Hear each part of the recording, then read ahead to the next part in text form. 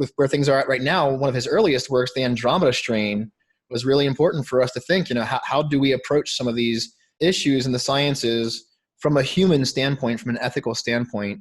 And those are really important questions to address. And I feel sometimes like people in the public aren't really aware that that's what science fiction really has to offer. And they kind of want, the big laser battles and the explosions and action and stuff like that. And I love that stuff too. But I think at its base, for me, science fiction really is a way for us to ask deeper questions about ourselves. This is Jason Canigan for the Cold Start Project. We're back with Dr. Graham Lau, the cosmobiologist, as he likes to call himself. He even has his own little favicon with the beard and everything looking away. And it's pretty neat stuff there. Graham, thanks for being here today. Yeah, thanks you so much for having me. I really appreciate it.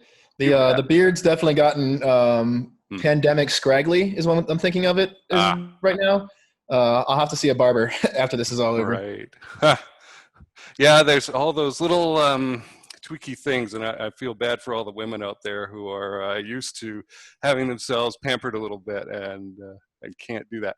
But I wanted you on for a while. This is really cool, and we always have to wait when we book a time because it's popular and the calendar is filled up. So it's great to catch up with here. Now, you belong to something called Blue Marble Space, and Blue Marble Space Institute of Science, where you have a couple different roles, the Director of Marketing and Communications, which is a good role for you because you really value speaking and communicating clearly, and we're going to get into that. I watched a few videos of you talking, including your presentation at the speaking contest, and we'll get to that as well. So let's jump in with, you've been with Blue Marble Space for the past 2.5 years or so. It's the third year of being there. What's been your goal for that period? Yeah, that's a great question. So Blue Marble Space, we are a nonprofit focused in that realm of sustainability, Earth system science, space exploration, and how to help scientists become entrepreneurs and become involved in this goal to kind of make a better world for everyone. And so I came on right after my PhD. I took a little month off after my PhD and just did some camping and hiking and not thinking about research for a little while. And then I joined the organization as Director of Communications and Marketing and a research scientist at the same time. For the communications and marketing side, our big goals have been, one, to really grow our engagement as an organization. We have well over 40 research scientists now in our organization. We have connections around the globe. Some of our people are in India and Japan and New Zealand and all over the States. And so we have people kind of stationed everywhere. We have a very large internship program that we run every summer online, as well as every summer and throughout the year at NASA's Ames Research Center.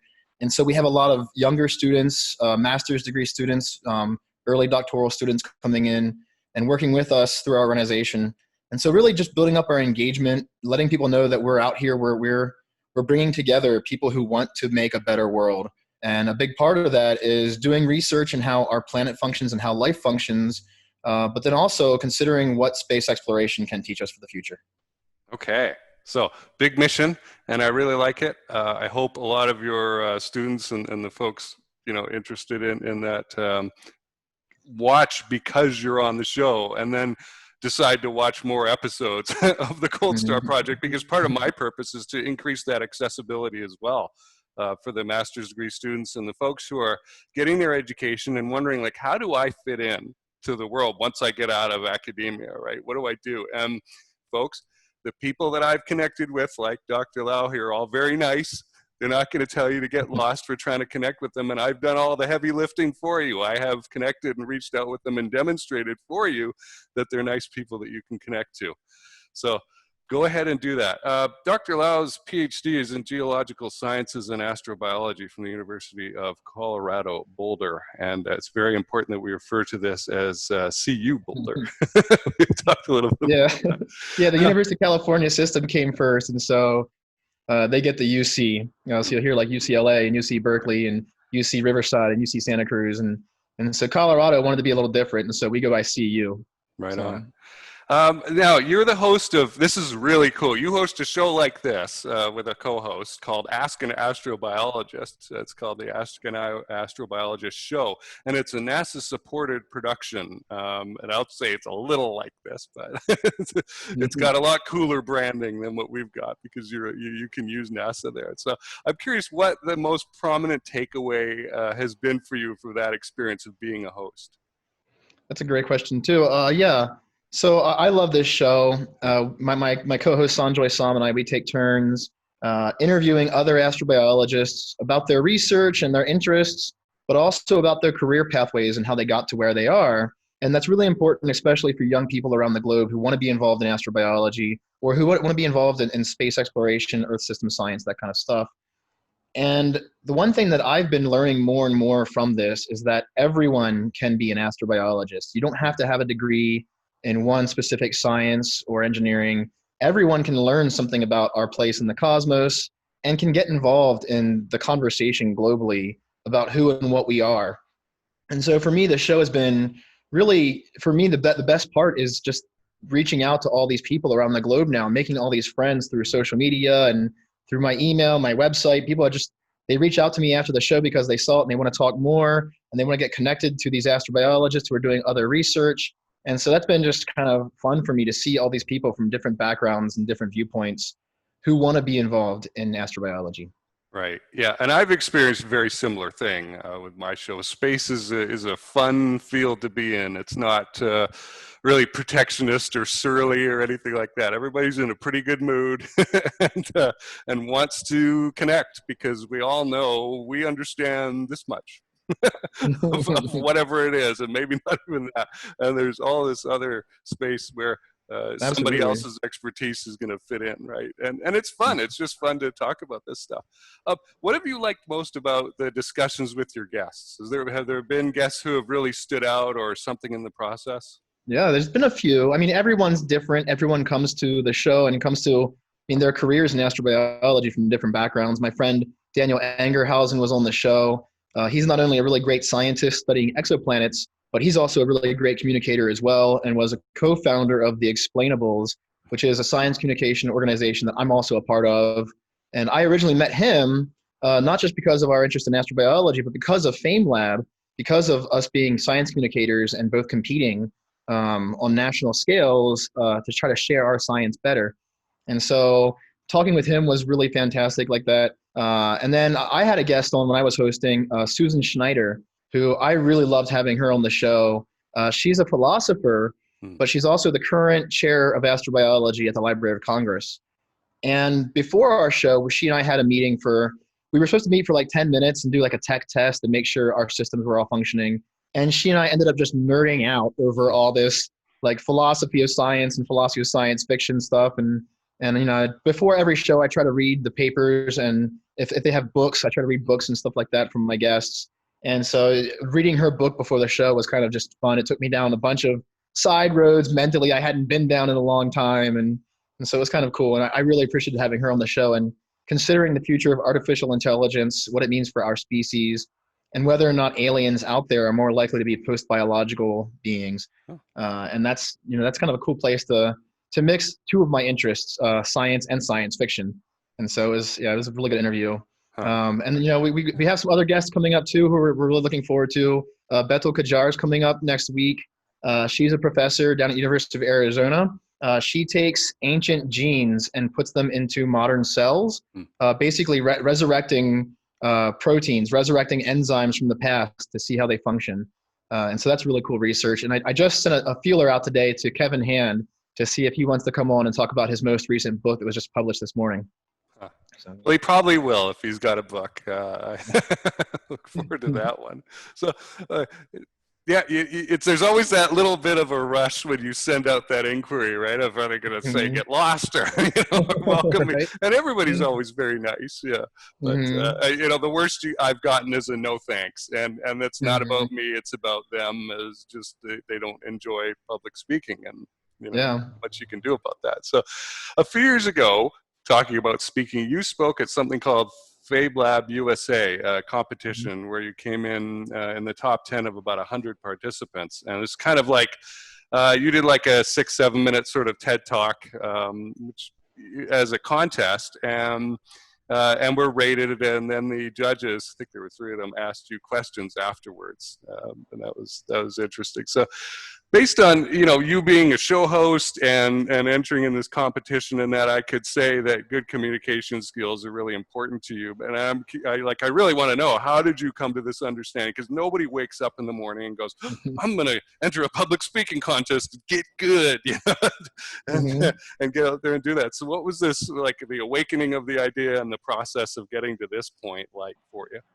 Yeah, so it's kind of a long story, if I can tell it. Yeah. So mine actually starts from a childhood sadness that happened, an event that just terrorized me. I was in, I think it was 4th grade, and I had to give a speech. I had to dress up as a famous character and give a speech about some reading I'd studied on, and I decided to do Ben Franklin. So the night before, my mother helped me. I had some of her clogs and some long stockings with some baggy pants, and we went to the store and got me a tri-corner hat.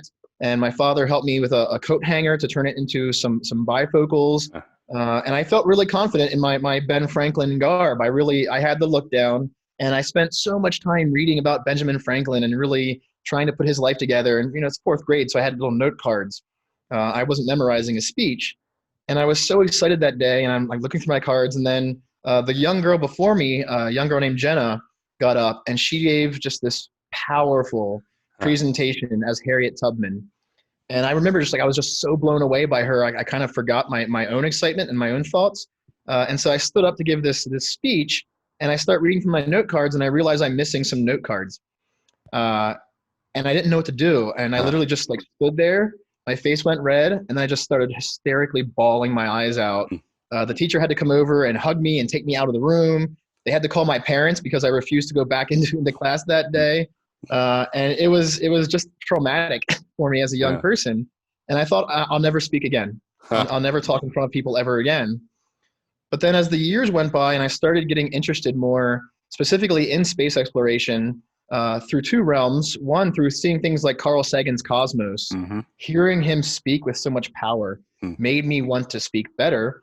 And then seeing like Star Trek: The Next Generation and hearing, you know, Patrick Stewart's delivery of these great lines of oration as Jean-Luc Picard, these things really kind of catapulted me to want to become a better speaker, to find my own voice so that I could share what I'd learned. And I was starting to learn more and more about my own place in the universe. And I realized there's a lot of groovy people who want to share in this, you know, exploration, and speaking to each other is a really important part of that.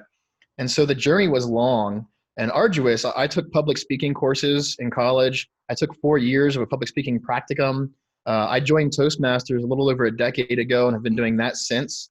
And so for me, I think learning the art of public speaking, learning about oration is crucial to sharing your ideas, to getting them out there. Writing is awesome. There's a lot of great things you can do in art. I do a lot of graphic design, things like that. But honestly, speaking is so powerful in how it changes how you think of talking to other people and how you learn to share your message with other people. Well, fantastic story, although embarrassing at the time. I didn't have a public speaking issue, but I did faint in front of my entire elementary school in the gym while singing. A lot of people did that, and I smashed a tooth. I don't have any cavities, but I have this one cracked tooth with a root canal. So it can happen to everyone. But so for all you kids out there who are watching and or listening and thinking, gee, I got a project like this coming up, my recommendation is that you pick Samuel Clemens, and then if you forget your lines, you can just snarkily tell everyone to get lost and walk out of the room, and you'll be there you go. Accurate, right? So, I love it. Yeah, a lot of folks don't know that he was actually, even though we remember him as a writer, during his time, he was actually the best known orator in the country, and he was paid primarily. Most of his money came from traveling and giving speeches.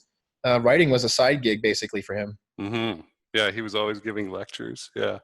Let's hop into the biology part here of it. So you've got this background in, and this, I'm going to read this out, sulfur cycling in like glacial environments. Okay.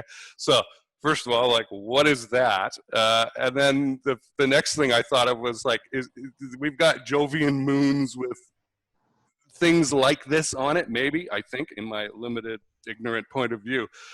where do you see applying your technical knowledge next? And maybe before answering that question, explain a little bit about what the sulfur cycling is. Yes. So, I mean, the connection really is the icy moons. But first off, I mean, sulfur, it's an element. It's very crucial for life as we know it. It's one of the Schnapp's elements or sponge elements, however you want to say it. Carbon, hydrogen, nitrogen, oxygen, phosphorus, and sulfur. It's crucial to a lot of our enzymes and proteins. And life uses sulfur in a lot of ways, including for metabolic strategies. And so for my graduate research, I was really lucky. I got involved in a really cool research at a field site up in the Arctic on Ellesmere Island. That's beside Greenland, just to the west of Greenland. Canadian. The field site is called Borup Fjord Pass. It's about 80 degrees north, so about 500 miles or so shy of the North Pole. And I had a chance to go up there in 2014 for a couple of weeks and do some research. The cool thing about this field site, so it's in a valley, and there's glaciers coming off of mountains to the side of the valley and coalescing in the middle and making this large coalescence glacier in the valley. And right at the base of the glacier, there are these springs that have been observed through time coming up through the bottom of the glacier, sometimes even through the actual ice itself, making pipes through the ice, bringing water from the subsurface up to the top of the glacier. So what's happening here, this area has a lot of permafrost. So frosted ground where water can't flow. And so any pressure built up in the subsurface in an aquifer has nowhere to release. But under the glacier, there's warmth under the glacier. It allows the fluid to come up and come out. And the cool thing is it's bringing up sulfur from the subsurface in the form of sulfide. So you think about that hydrogen sulfide, the smell of like rotten eggs, that kind of stench. You smell around like, sewers and muck and stuff like that and mud. So that's coming up out of this fluid. And when it comes to the surface, it's mixing with the oxygen around and potentially also being metabolized by organisms, we think.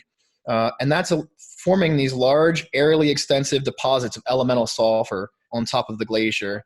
And so the site, I mean, I had seen pictures of it before I went there, and they were stunning. But just having the chance to go there, like the first time we flew over in the helicopter and looked down and just saw all of this yellow sulfur over about a kilometer or so at the base of the glacier. It was so cool. And then so we're interested there.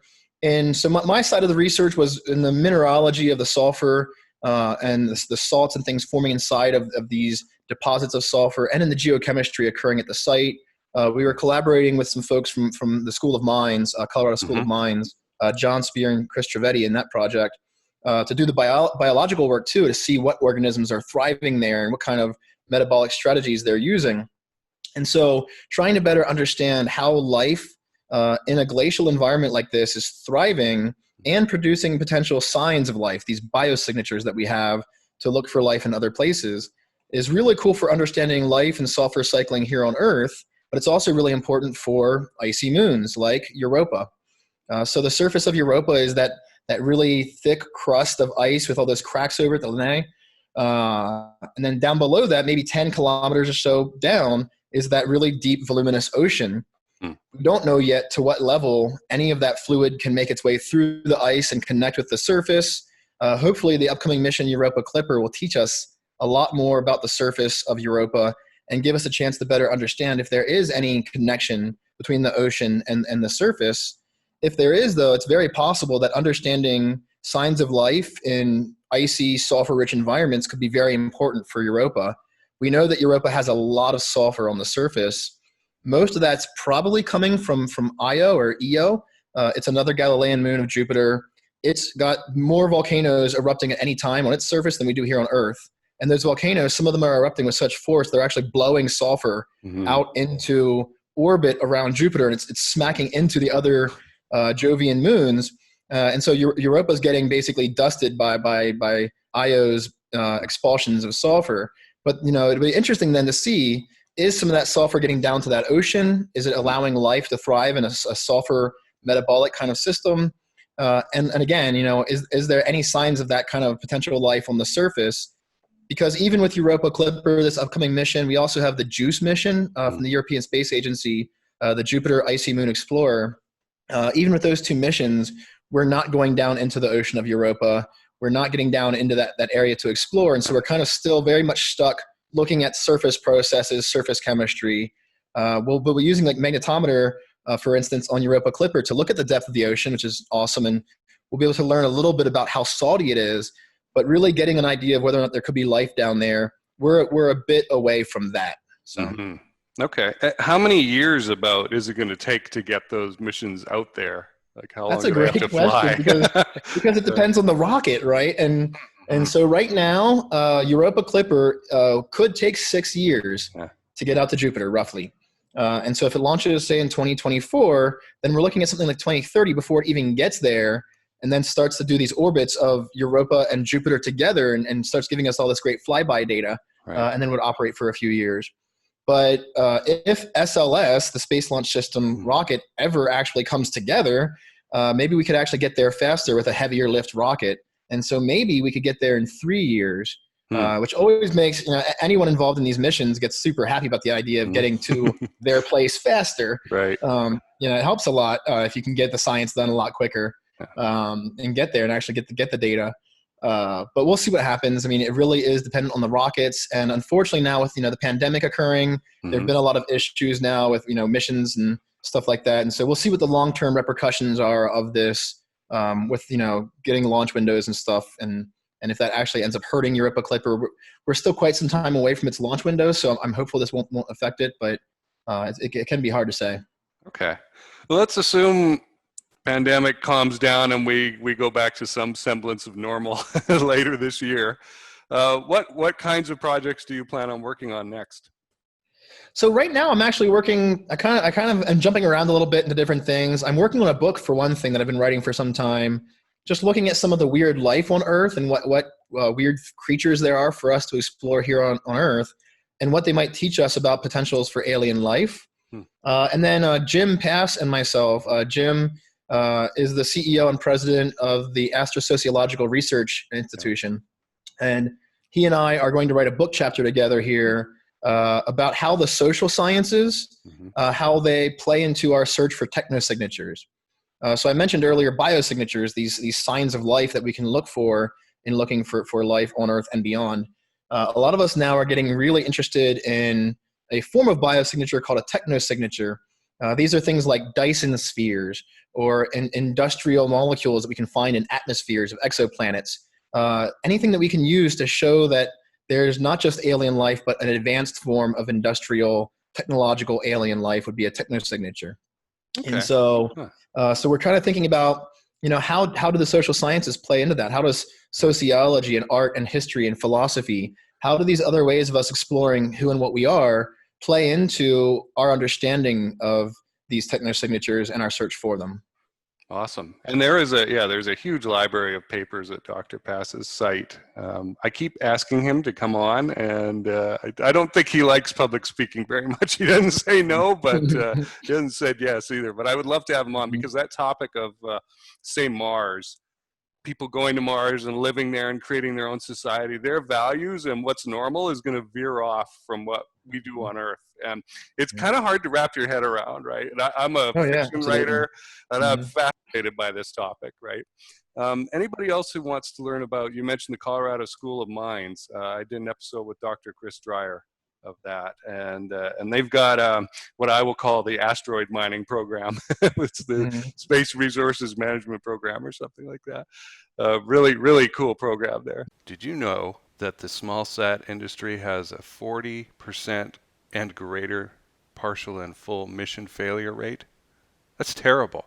And yet I find most people in the space industry try to treat this as if it's no big deal. They don't even want to acknowledge it, and I think that's ridiculous.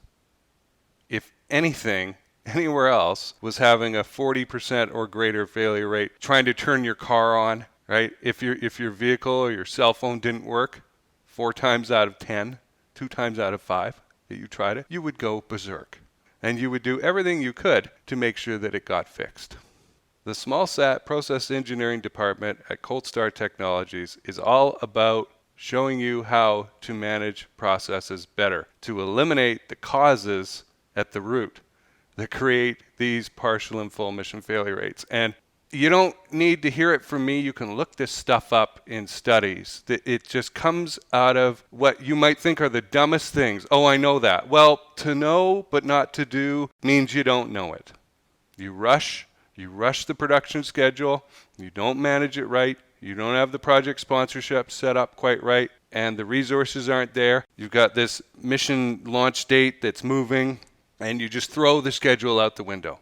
1/3 to 1/2 of your project schedule needs to be for testing. And yet, this is the first thing to get smashed in the head by a wrench. As soon as the monkey wrench is thrown into the operation, testing time goes out the window.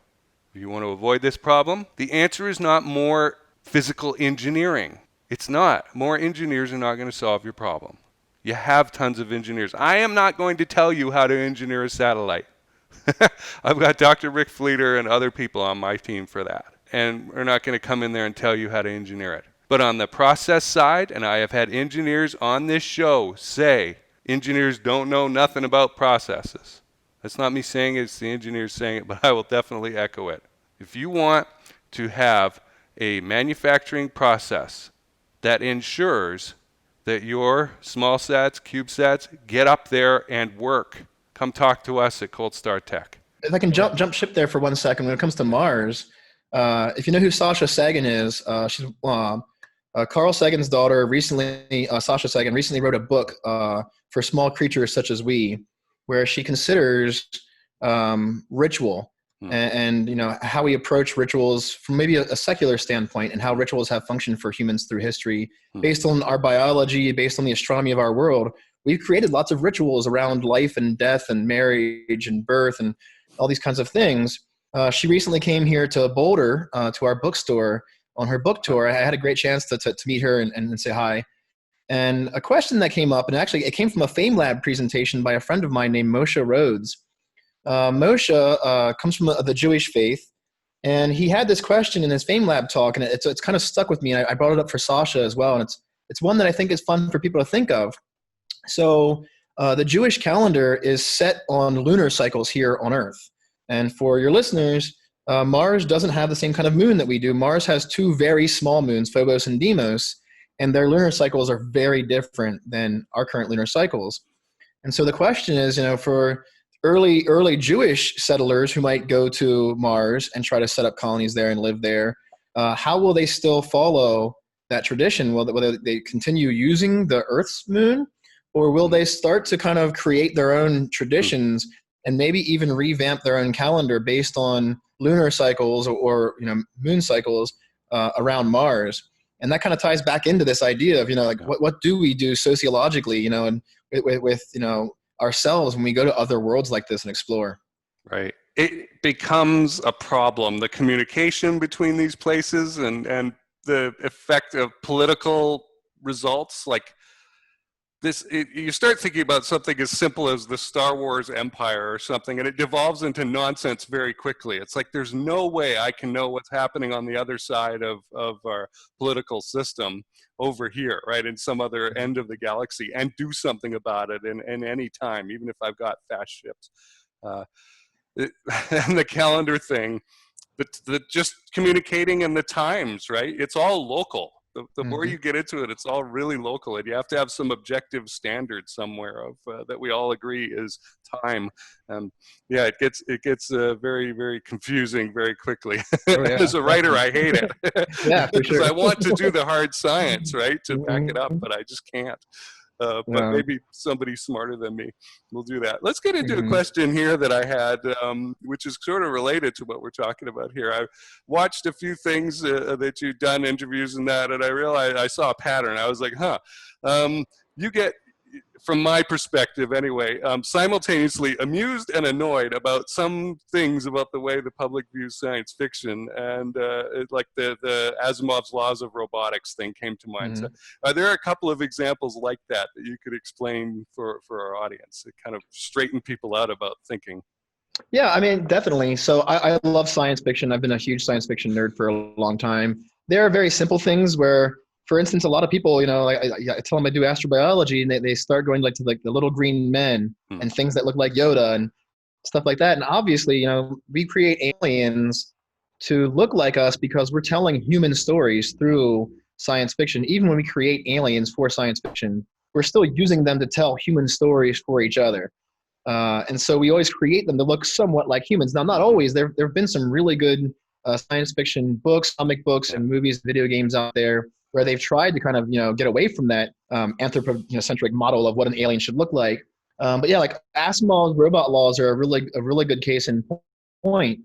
A lot of times we talk about artificial intelligence and what's coming, and I've heard a lot of people, like, because the Asimov's laws have now just like transfused through all science fiction and even into our science a little bit. And it's interesting when people are like, well, we have these robot laws, right? Like it'll control robots. We can control AI that way. But if you actually go back and read I, Robot and some of these stories that Asimov started and others have continued forward, the point was that the laws don't work. The point of the story was that the laws always caused these ethical conundrums for the robots and for the society. And so that the laws always cause more problems than good. And so I think too often people kind of forget that. And it's one of the reasons why when we're having conversations, for instance, about artificial intelligence, we need to really start considering how we're going to program ethics into artificial intelligence, or if we're even going to leave ethics out altogether and instead try to keep it, just machine-based, but how do we include some level of control there? One funny story is the paperclip story, for instance, which someone actually created a game for. This is a thought experiment. It came from Nick Bostrom. That what if we create an AI and we tell this AI that its sole job is to create paper clips, but we don't give it any other control, any other kind of way of guiding itself. And in the long term of this thought experiment, this AI could basically subvert all of human economy to make paper clips, take over our planet, turn our planet into paper clips, and before long consume the entire universe in paper clips. And there is a fun game you can play on your computer. It takes about a day or two to get through it all. Where you basically destroy the universe in paper clips, and it's hilarious. But there's a lot of these issues that pop up, and science fiction, I think, is one of the best ways for us to explore a lot of the ethical issues that come up in science. I think all scientists should have some ethical training. They should train in philosophy and try to consider, like the depths of the science itself. And we don't even know exactly what science is necessarily. Science is a tool for sure, but our ideas of how science works have changed through time, and we're still not entirely sure if we're all on the same page. Some people are still out there, espousing Karl Popper and these ideas of falsifiability, even though that's kind of been many, many decades ago, and we kind of have moved on there a little bit in our thinking. And I think science fiction is a good way for us to then explore some of the ethical questions that come up inside of our pursuit of science. Michael Crichton, for instance, did a fantastic job.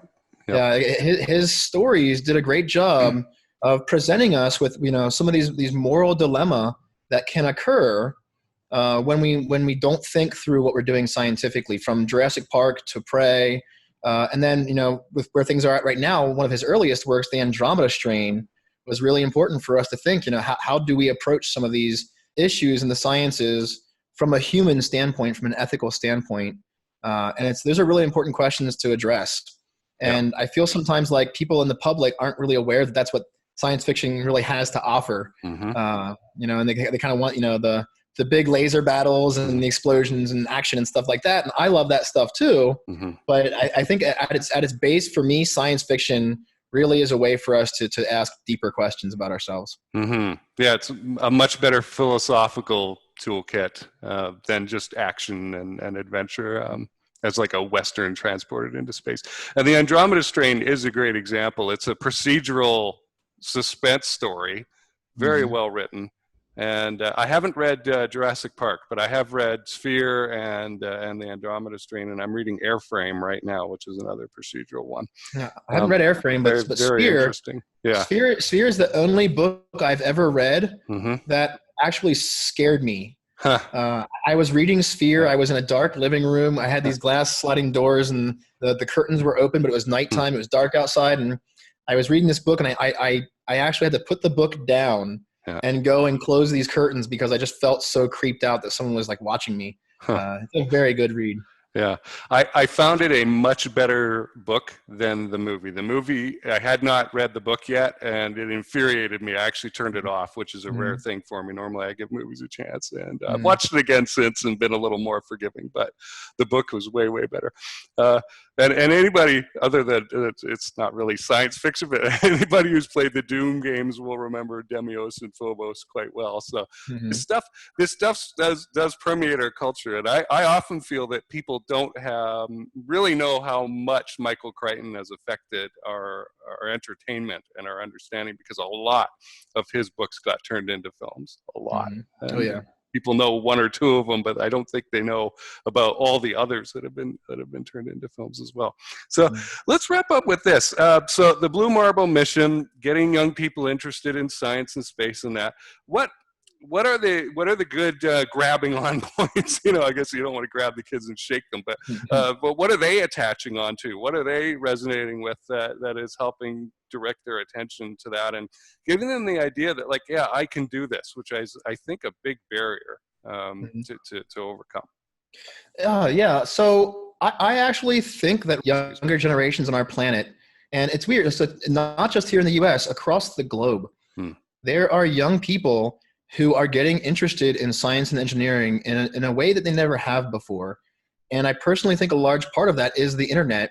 The internet age has really changed things a lot. There's information now available to people who never would have had it before, who can now for the first time see things like the blue marble image from Apollo 17 and the Earthrise image from Apollo 8 and the pale blue dot.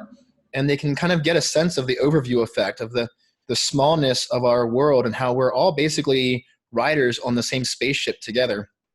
And I think people out there want something bigger.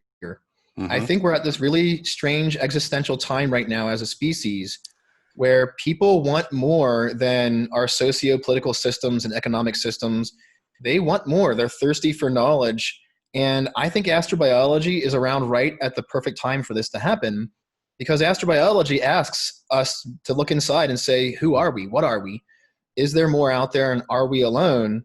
And so young people want to get involved in this. I've noticed it from all over the globe, from Turkey and Morocco and India and the US and Canada and all over Europe. And people in Africa have reached out to me, in Australia, and just everywhere around the globe. I've had people reach out to me now, younger students and some older learners as well, who want to get involved in astrobiology, who want to get involved in this pursuit to know bigger things. And so it's kind of doing the work for us, really, because these people, they're thirsty for knowledge. They want to find it. And so they seek us out. And then we try to do our best to help them find other ways to engage and be involved in our global space community. And as you said earlier, I mean, space exploration is cool, and the space community is groovy. Space Twitter, for instance, if you go on Twitter and you just like check out some of us who are out there sharing space stuff, it's a really cool, groovy community of people. And there's just so much awesome stuff for us to learn and share together. And so I think for us, bringing in some younger people and helping kind of guide them, helping them find their way, even if they don't become scientists, helping them find some way to learn about the science is really just, a pleasure and an honor for us. Right. And folks, I had a hang up for years about I'm not a scientist, and that kept me out of space, a field that I really, really wanted to be in for many, many years. And I finally got over it, and look what happened.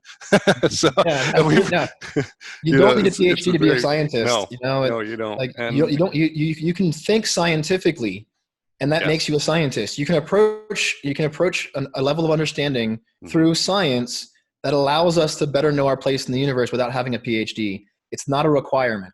Right.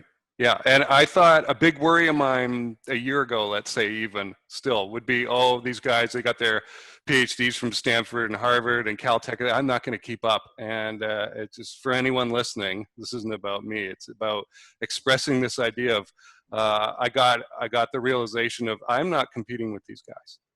I have a whole different skill set and knowledge set over here. As long as I can understand enough to be able to talk intelligently with them, we'll get to the point, right? We'll get to the end of it, and they can go in and do all the figgledy stuff that is super important, and I'll deal with the machine learning and data science and business process and marketing stuff over here that they don't want to touch.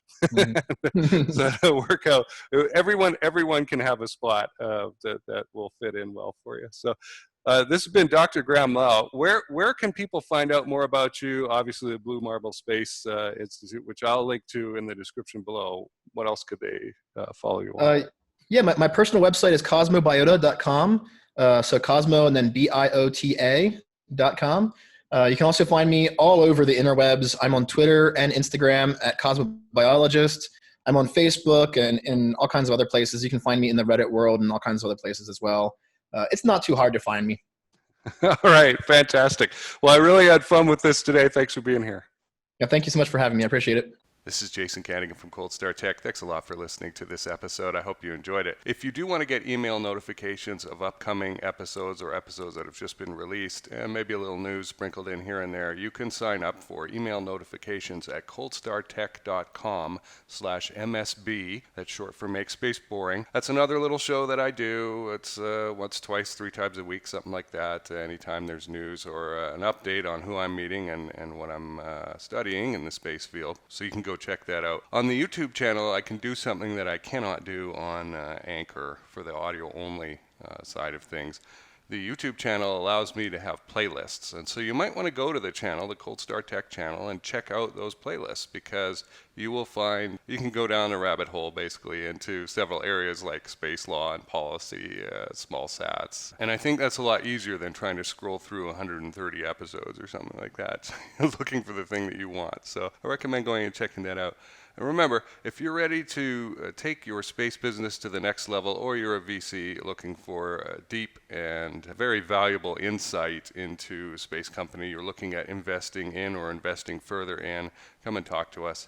Thanks for listening.